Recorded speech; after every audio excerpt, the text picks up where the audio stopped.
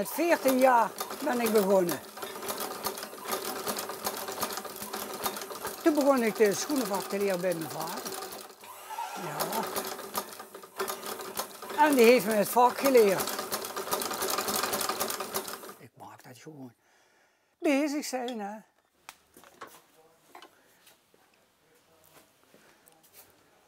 Wat is dit voor ruimte, Jan? Wat zei je? Wat is dit voor ruimte? Dit is de schoenmakerij waar we dus ongeveer een 20-jarige werk hebben. Wat is er zo leuk in het werk? Waarom bent u hier nog steeds aan het werk? Ja, boven zitten, daar voel ik nou eens helemaal niks voor. Ik moet wel een bureau opruimen. Ik heb heel veel boeken en mijn broer heeft er nog veel meer. Maar ik heb het geduld niet. Want ik heb, wat noemen ze dat, ADD of hoe heet dat ook alweer? ADHD? Dat heb ik. Onrustig. Ik kan hier beginnen en dan ophouden en dan ga ik weer wat anders doen. Zo, ja, van alles wat zo niet was op één ding zo. Hè. Ja, we zijn een team, hè. Ja, we zijn een team. Ja, Jan, dit is een van jouw dochters? Dat is de jongste.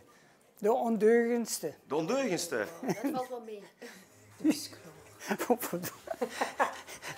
Filmster. Ik kom op de televisie. Man. Het is maar 2 minuten.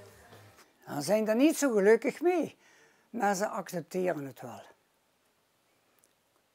En als ik te veel doe, dan merk ik zelf dat ik weg moet gaan. Dan sturen ze u weg. Ja. Anders krijg ik de deksel op mijn hoofd, zeggen ze wel eens. Ja. En ik moet heel eerlijk zeggen, ik denk dat we samen ophouden in de winkel.